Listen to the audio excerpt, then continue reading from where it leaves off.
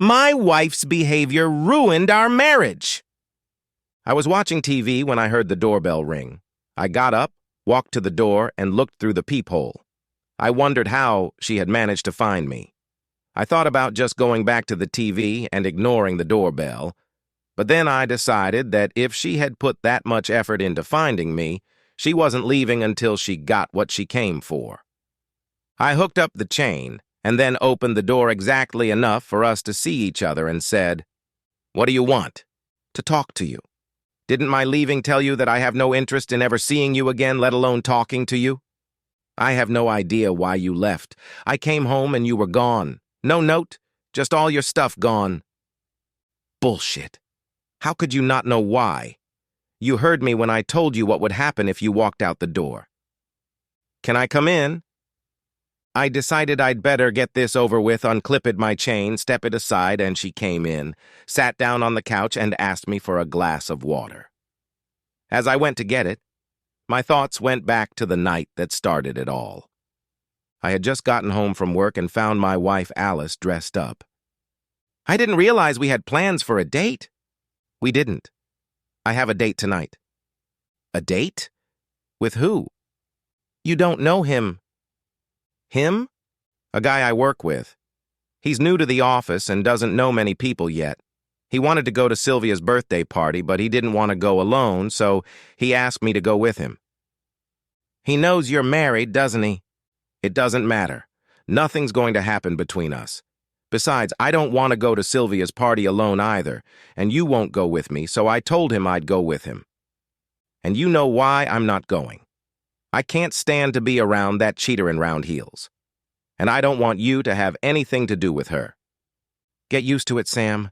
She's been my best friend since first grade, and I'm not turning my back on her just because you don't like her. I don't like her because she's been divorced 4 times, and each time it was because she got caught cheating on her husband. And I don't like going to her parties because of all the drugs she has." "So you think that just because she cheated, I will too, just because I'm around her?" "I think that's very likely. Just look at you right now. You're in a make love to me outfit. Little black dress, heels, and you're getting ready for a date with another man. Obviously dressed for him, and I can think of only one reason to dress like that for him." "That's disgusting. What you're saying." "No, it's not. What did you wear to Sylvia's last 2 parties?" "I'll tell you in case you forgot. One time it was pants and a blouse. The other time it was jeans and a sweater. I have no doubt why you dressed like that for this party. Sylvia finally talked you into trying someone else. From the scraps of conversation I overheard, I know she's been pushing for years to get you to be in her little scenes. I think she's finally getting what she's been looking for." "You're wrong. It's not like that at all." "It's easy enough to prove me wrong. Don't go. Stay here with me." "I can't. Todd's counting on me." "And he's more important to you than me? All I can tell Alice is that if you leave, you can kiss your marriage goodbye." "Don't be ridiculous. It won't hurt us at all. Don't wait up for me," she said, heading for the door. "Goodbye, Alice," I said as she walked out the door. I think she heard the finality in the way I said it, and she hesitated for a second or two and then left. Did I overreact? I don't think so. I was good friends with a lot of guys in Sylvia's circle, and from them I learned all about what went on at Sylvia's parties. After the people who didn't want to participate left, the parties turned into something out of the ordinary. I assumed that even though Alice didn't participate, she still stayed around and watched. I also heard Sylvia say to Alice, "Forget about that asshole you're married to and join in. You know you want to." And that Alice always replied that yes, she wanted to, but wouldn't because I hadn't joined. My joining could never happen. I spent countless hours trying to get Alice to break up with Sylvia and stop going to her parties, but I could never make it happen because of their relationship with her best friend. I spent a good part of the evening wondering what I should do. I considered divorce, but I really didn't know if Alice would change. But could I live with her given her "Sam, I'm leaving" attitude? I'd had what I thought were 7 great years with her. The only bad thing was that she was constantly spending time with Sylvia, who I just couldn't stand. She was a fool as far as I was concerned, and Alice knew my attitude. The ringing of the bedside phone woke me up.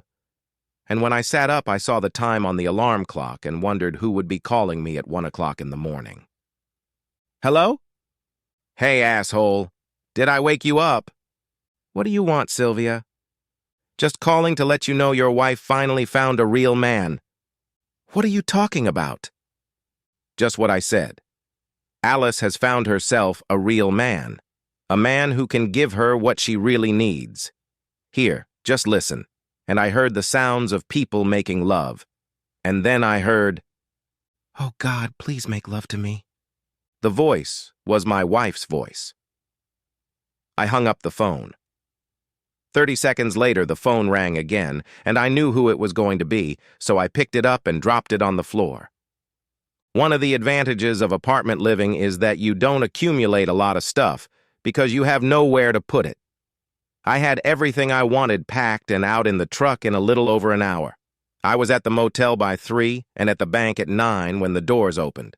I cleared all the accounts and then drove to my job, told Jake I was quitting without notice and why. He said he understood, wrote me one last check, helped me load my tools, said he could give me references, and wished me well. My phone had been ringing since 7, and all the calls were from Alice. I finally turned it off and made a mental note to get a new number. Then I changed my mind. I didn't know if Alice could get a new number from our cell phone carrier or not. I decided to throw the phone in the trash and buy a track phone at Walmart. I didn't have to do anything with credit cards since Alice and I didn't have any joint cards. She had 2 in her name, and I had 3 in mine. By 10 o'clock, I was on my way to a destination I hadn't yet determined.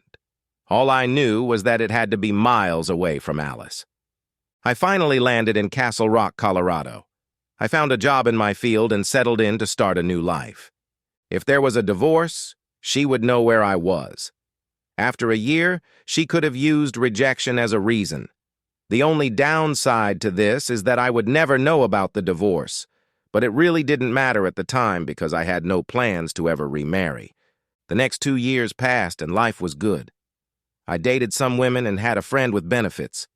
And now this. You heard me when I told you what would happen if you went on this date. You ignored me, went on that date, and I did what I said I was going to do. How did you find me? A very expensive private investigator. Why would you do that? You're my husband. How did you find the money to pay a very expensive private investigator on a secretary's salary? I sold the house. What house? The one I got in court. I started to ask, but then I stopped myself. It just didn't matter. Well, you wasted your money and the time it took you to get here because we're done. You did exactly what I knew you were going to do when you left me to go to that party. And don't bother wasting your time trying to tell me nothing happened. Your stupid best friend called me at 1 o'clock in the morning and then held the phone so I could listen to what was going on. Your, "Oh God, yes, make love to me," came through loud and clear and said it all. Did she do it? I guess I need to tell you what happened since you weren't there to see or hear about it. I did not go to that party to make love. That was the furthest thing from my mind. Yes, I had dressed up for the party, but Sylvia had asked me to. For some reason, she didn't like Todd, at least that's what she said, but she couldn't tell him not to come to the party because it was an open invitation to everyone in the office. She asked me to dress sexy and let him think he'd get lucky. I like to dress up, so I did. Todd actually took one look at me and thought he was going to hit the jackpot that night. He stuck to me like glued, almost like he was afraid that if he wasn't around, someone else might get to me. It was a fun party, and even though Todd was hanging around, I think the other guys thought I looked hot that night, and I danced with a few guys. As soon as the party was over, I felt dizzy and floaty. Sylvia told me that I had too much to drink that night, and she tucked me in one of her spare bedrooms. I don't know how or when it started, but I gradually realized that I was being made love to. I thought I was at home, in bed with you, until I heard someone say, "Hurry up, will you? I'm next." I looked over and saw Sylvia on the bed next to me. Todd was making love to me, and Sylvia was with Ben Grady. I saw several other guys standing around naked. One of them obviously had to be next. You know me, Sam. You know how I feel when we make love. I get lost. I become a sex machine. I don't know how many of them did that to me before I passed out because the whole thing exhausted me. The next morning, I woke up next to Bob Flanagan. He was standing, leaning on his elbow and looking at me. I saw the look on his face and asked, "What?" "I just never thought you'd cheat on Sam. Glad you did, though. Hope to see you again." And he reached out to touch me, and I slapped his hand and got dressed and went to the hospital. I told them that I think I was given a drug to use on a date, and I was used. They ran a test and found traces of rohypnol and ecstasy in my blood and called the police. While I was waiting for the police, I tried to call you, but there was no answer. I realized why I couldn't contact you when I got home and found you gone. When the police talked to me, I told them everything I knew and the little I remembered. The first person they talked to was Flanagan, and he told them that he had no idea I was drugged, and he hadn't thought to take me, but it always happened at Sylvia's parties, and I knew it, and had even stood by and watched before. He said he thought I'd finally decided to try it. He gave them the names of all the guys he knew who used me that night. The police thought Todd must have been part of what happened to me that night, and when they piled on, he rolled over and told them it was all Sylvia's doing. She knew I was hesitant about whether I wanted to join in, so she decided to push me. She figured that once the effects of the drug wore off, I would continue anyway, and I would enjoy it and want to do it again. She was right about that. I did enjoy it, but here's where she screwed up. She didn't pay any attention to the fact that I told her over and over again that I wouldn't join without you. You had to agree with that or I wouldn't have done it. Once I was done with the hospital and the policeman drove me home, and I realized why I couldn't call you. I broke down and cried for 2 days, and then I called a lawyer and sued everyone at that party who was at that party and who hurt me. Most of the lawsuits were dismissed because they all said the same thing Flanagan said, but the lawsuits against Sylvia and Todd were valid because the two of them conspired against me. I won my lawsuits, but Sylvia had nothing but her house, so they asked me if I would agree to it. She owed $30,000 for it, but with what I got from Todd, I was able to pay it off, and then I sold it. As soon as I had the money from selling the house, I hired a private investigator, and here I am. And you spent your money on a private investigator and the time it took you to get here for what? So that we could be together again. I love you, and I belong to you. You'd be smarter to spend your money on a lawyer to get a divorce. You could have used abandonment as grounds. I don't want a divorce, Sam. What you want or don't want doesn't matter to me anymore, Alice. I didn't do this of my own free will, Sam. I was drugged. But you walked out the door willingly. Even though I told you that if you walked out that door, you'd kiss your marriage goodbye.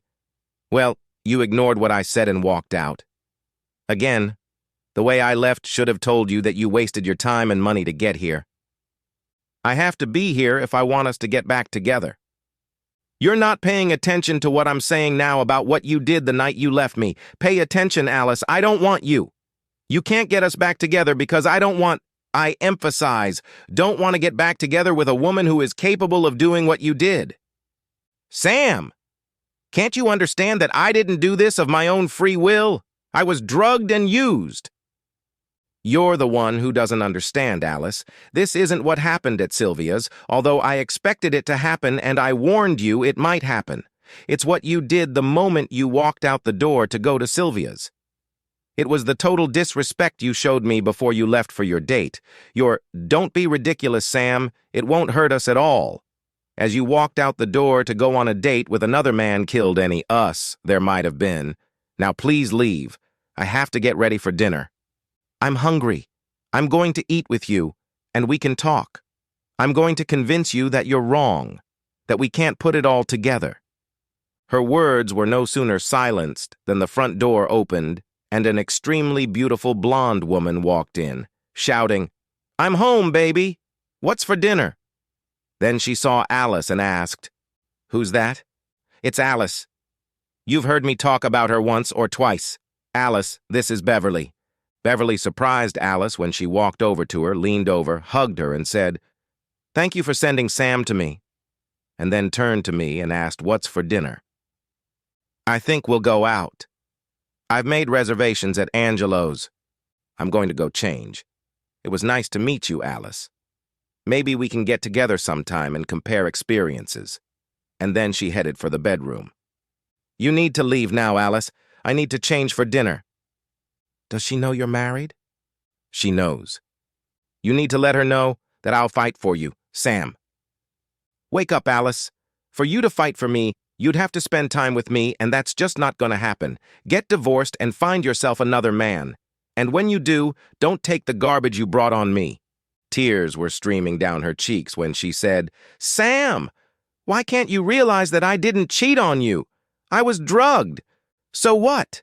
In order for you to be drugged, you had to be there. And that's the whole point. I told you not to go. I told you when you opened the door to leave that if you went, you would kiss your marriage goodbye. You ignored me. You walked out. The marriage is over. Just like that.